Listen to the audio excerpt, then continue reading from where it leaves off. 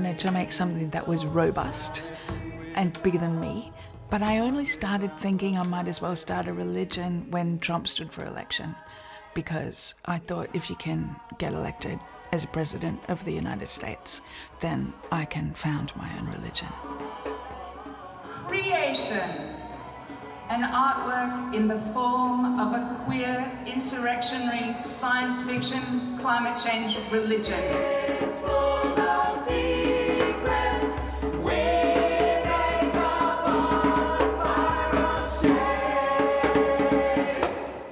It's triumphant, it's jubilant, it's sorrowful, meaningful, incredibly artistic and heartistic. To be honest, it was a bit of a joke, a kind of a finger up to the establishment. It has become something completely different and offering, I guess, our idea of a better way. I feel at home, and I can't say I felt like that sometimes in my actual family or the church when I was younger. Hold my hand. Hold witness in my hand. Hold my hand. I really wanted creation to be full of purposeful hysteria and pleasure and poetry and sexiness. It has big feeling. It's alluring, it's glamorous, it's magic, it's witchcraft. Is it activism or is it solace? I do not know.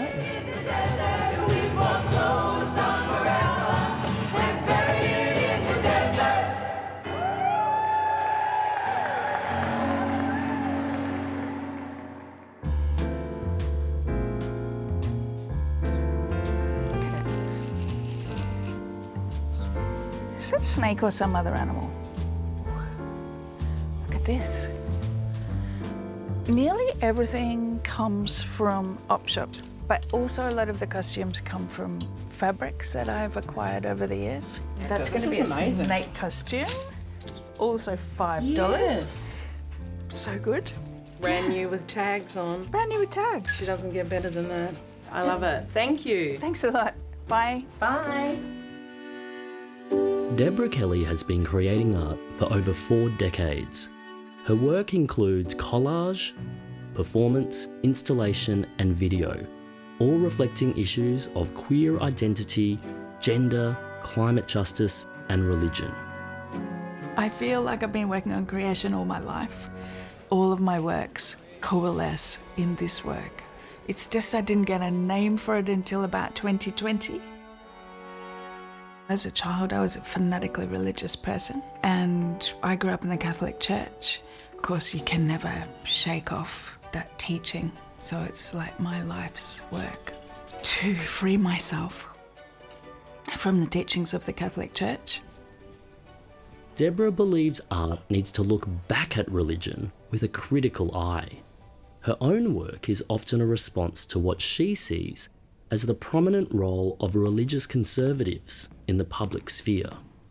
I'm interested in how cults work and how belief itself works, how it's constructed and what it is that convinces us of absolute truths. All of those interests, I think, coalesced when Trump started running for election the first time in 2016, because he was just spouting outright bullshit and people were eating it up. I thought if you can get elected as a president of the United States, then I can found my own religion. As her idea for a crowdsourced religion took hold, Deborah involved her longtime collaborator composer, Lex Lindsay. We're about to perform our 7th iteration at the Art Gallery of New South Wales. For me, creation began, to be honest, it was a bit of a joke. The idea was absolutely reacting to the national conversation at the time, issues around transgender people, religious freedoms, and the way that our people, our communities, queer people, were used as a kind of political football. And Deborah posited this idea of starting our own religion. I was like, yeah, we'll have our own religion and we'll have our own religious freedoms, and those freedoms will be not destroying the freaking planet. So she asked me whether I'd be interested in writing the sacred music for it, and immediately we're like, okay, we won't call them hymns, we'll call them hers,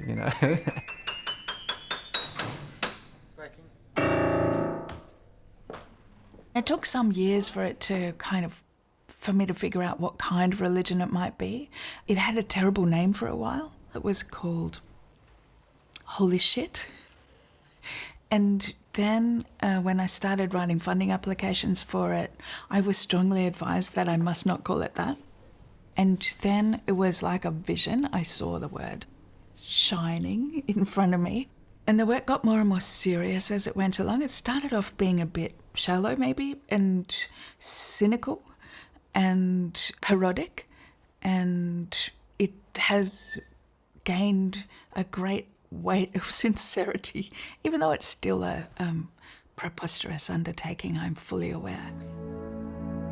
The first act of creation was to write a liturgy, a holy text for the new religion, a task for which Deborah turned to First Nations writer S.J. Norman.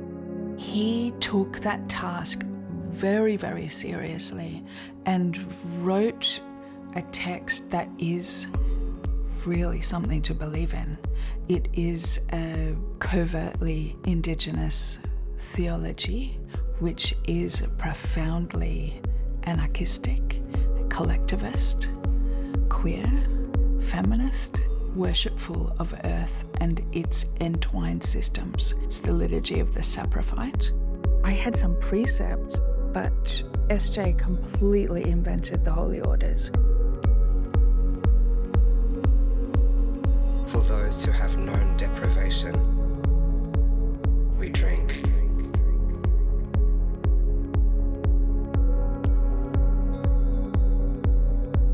We feast.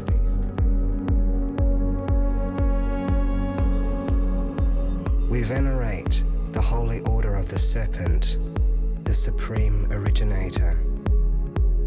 From the serpent may we learn to move with slowness, but strike precisely. From the serpent may we learn to dream. I then put the liturgy onto holy cards. What I was thinking about religion was that the weirder the rules were, the more ardent the followers.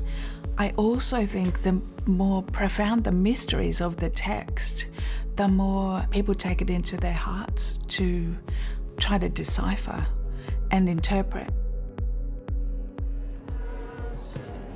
She invited poets to respond to the liturgy, and their works inspired the music. Then came a series of song workshops and dance videos. A body of work grew as the religion evolved. With performances around the country, each new ceremony attracted more followers. Sepora was invited by a friend to join the choir. They told me it was a queer, climate change, science fiction religion, and I felt like I could connect with all of those things. Firstly, my mind just kind of whipped me back to my years growing up in a church, singing in the school choir, and I thought I would love to sing with people again and sing about something I actually believe in. The feet that dance. Sepora soon became one of the core performers for a creation performance in April 2024, which meant committing to 10 weeks of rehearsals. I have panic attacks very randomly. Finally got to a diagnosis of having panic disorder. At the time, the best thing for me was to go into a mental health facility and get help. The psychiatrist that I was assigned gave me all this leave just to be a part of creation. I think because he knew deep down that it gave me purpose, it gave me meaning. Each Sunday, Sepora's partner and carer Naj collected her from the mental health facility to take her to rehearsals. Naj had a very open heart to hearing about this religion and experiencing it.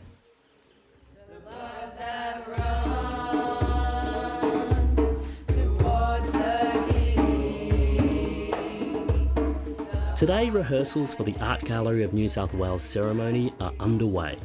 It's been months since the last creation gathering. It feels like the band is getting back together. I'm going to give people a little bit of regalia to wear. You can see some people are already really frocked up because this religion has many aspects. It is quite gothic, but it is also quite disco. The songs are written for trans and genderqueer voices. We do not have gendered vocal parts. Nobody will ever be gendered in our choir, unless they want to be. And then they will be gendered how they want to be. So as opposed to having a traditional classical choral structure, alto, soprano, bass, tenor, we have earth, fire, air, water, which kind of describe the sort of part that you're singing without ascribing the gender binary to it, as the way that classical music often dictates. There's something really magical about allowing people to sing whatever they want and to not put people in a box. Joining today are new converts who will take part in the performance and learn the chant led by the choir captain, Kit Spencer. Starting with water, so 1, 2, 3.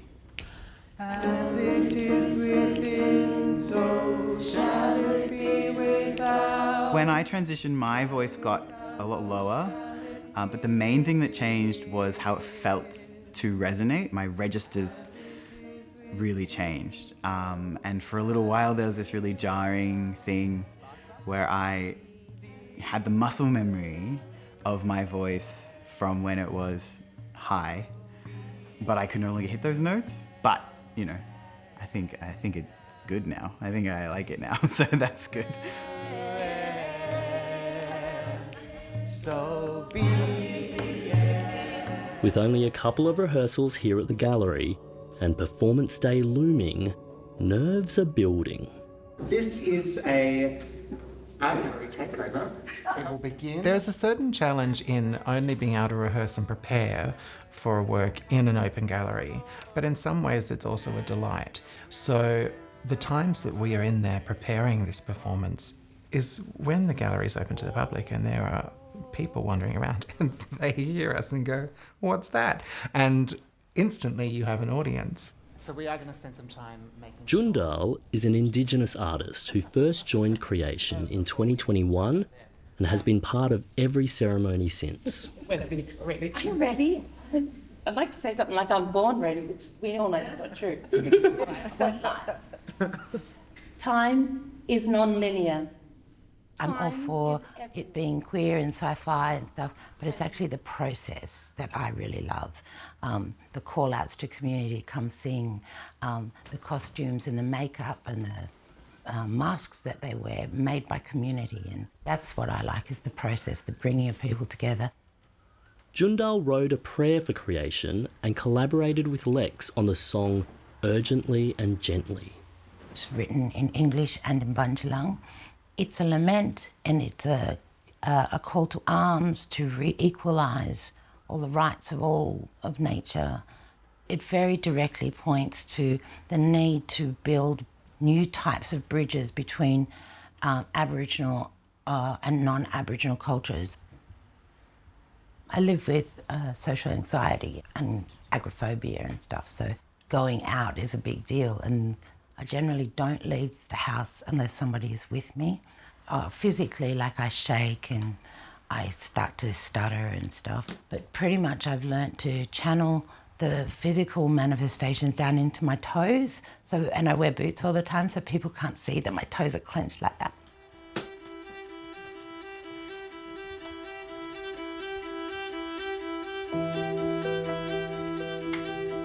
Anyone else about one? It's not going. It's like a magic wand. The steamer just brings them to life. Performance day has arrived. The stage is being set and banners featuring some of Deborah's collages are being hung. Yeah, make it a bit higher. Harrison, just go up a bit higher if you can, yep. And we'll try and put 3 there. The other important thing to remember is that our soloists all have radio mics on, and they will be live from literally 2 minutes before we start the procession, so we can hear you talking throughout the whole gallery. I mean, who cares if they hear you say shit, whatever, but you know, it's just be aware you're live. All right. There's time for one last run through of the songs.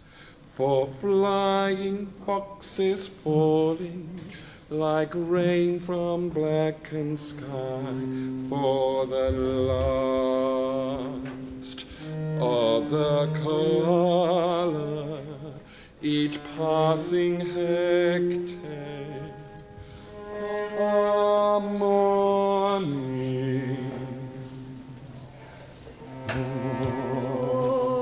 The trans teenager,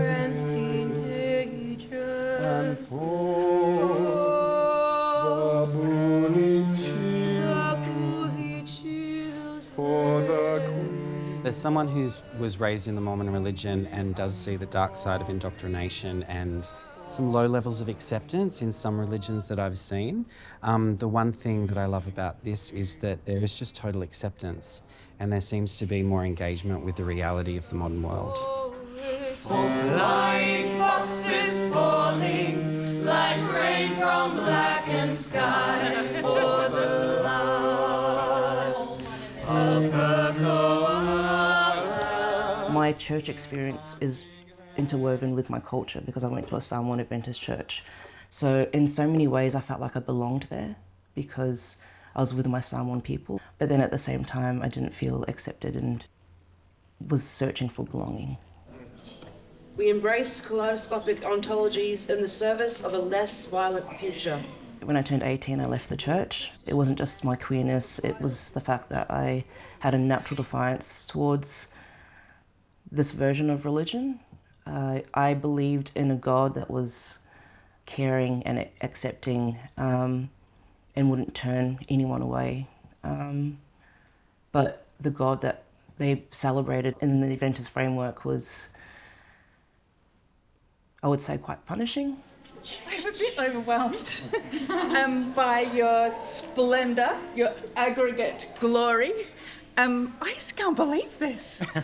It wasn't really my plan to provide spiritual solace to queers who've been excluded from traditional religions. People have just come to us and joined the choir especially, and it has turned out to provide a certain kind of solace, but like never enough. I think let's begin by, as we're all together and we've got your attention, let's sing together because that's what this is about. Tash is going to lead us in a vocal warm-up.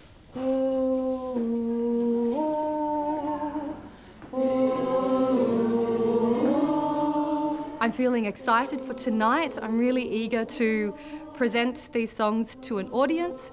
The harmonies rely a little bit on dissonance, which I think is a really beautiful metaphor for, I think, how we work as a community. We can be rubbing up quite close against each other, and there's that little moment of, is that right? And maybe even a little bit of discomfort, but then you learn to sit in that discomfort for one beat, maybe 2 beats, but then it resolves into the most beautiful harmony. Tonight, the gallery serves as gathering place and cathedral.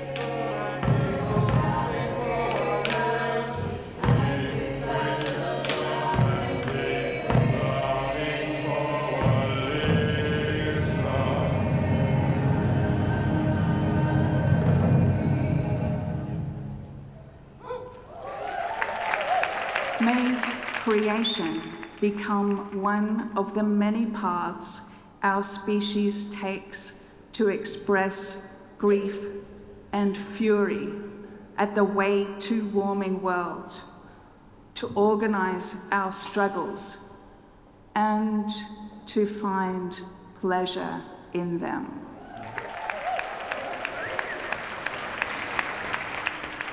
We ganga that our breath is your breath. Jagu Manya.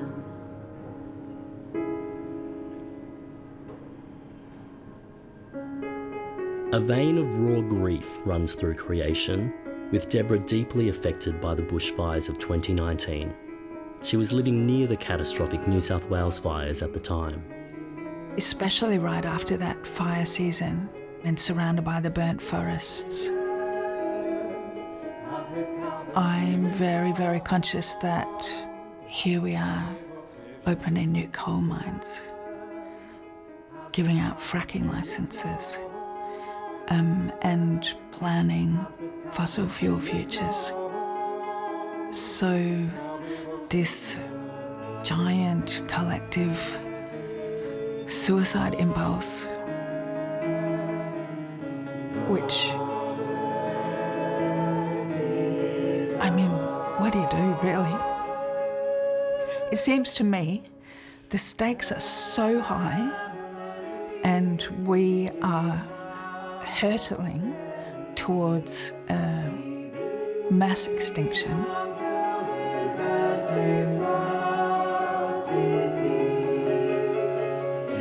Starting a religion is like the least I could do in the face of that. And the religion certainly has levity and playfulness, and it turns out joy.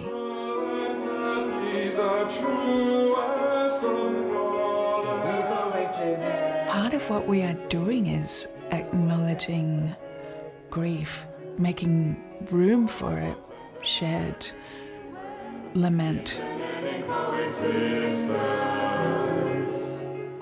We reject the settler colonial practice of partitioning land as a vile desecration. Shame. Creation unashamedly seeks to confront us with discomfort. Our borders are rivers, our borders are songs. Of course, there have been some angry reactions. The work does present a profound challenge to established religion, and especially to religions whose adherents lock up refugee children, for instance, and are quiet about paedophile priests. But to my absolute astonishment, mainly when I tell people that I am founding a queer insurrectionary science fiction climate change religion, they go, "Oh, wow, how do I join?" What might have started as satire 5 years ago has now evolved and built a following of congregants who take the songs and the liturgy seriously. For some, it has become more than an artwork. It has provided them with meaning and salvation. What creation does for myself is it gives you an opportunity to show the world I am not the sum total of my illness. I am so much more than that. And I think that those opportunities feed into being able to do other things, and I get fueled from it to do more. I think the beauty of it is that you can take whatever you want with you. It's not forced upon you, and you can, however it frames your understanding of the world or of the art form itself or the performance or the religion, it's really up to each individual person. But for me, it's been so meaningful. And I feel like maybe I'm finally home. Maybe I've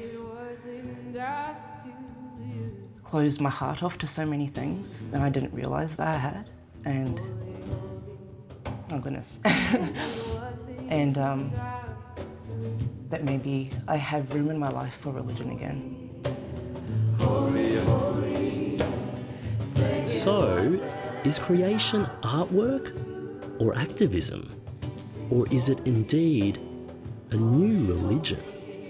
I guess I wanted to be somewhat transgressive in taking elements that might be familiar of religion and turning them on their head as a kind of a finger up to the establishment who were telling us that we weren't allowed to be part of those structures. In order to get there, to have a crowdsourced religion, you have to work with other artists in collaboration, and you have to work with communities. And what those people brought to the process, to this sense of care for each other, care for the work, it started to become a process of genesis. It was its own thing, and this wasn't about taking the piss anymore. It became an example of another way. And if we want to feel sacred, well, this is how we will make that happen. Creation is an ability to celebrate the decay of the world and welcome the new iteration of whatever it may look like through the ideals of if we take care of the world and we take care of each other and we give each other love and grace, then we can move through anything. Now we're so atomized and polarized, but that's like the whole world broken apart like that, full of adamant, polarized belief and lonely in our houses, and that is too big for creation to solve. But there is some salve, you know, in the gathering, some relief from loneliness and from a world that denies us. I wanted to make something this rich, this teeming with meaning and ideas and art forms and humanity.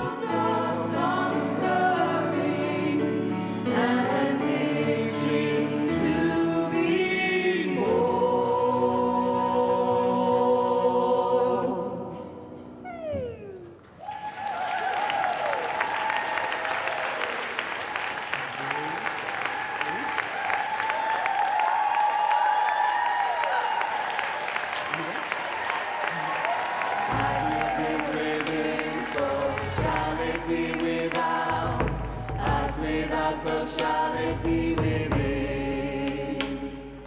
As it is within, so shall it be without.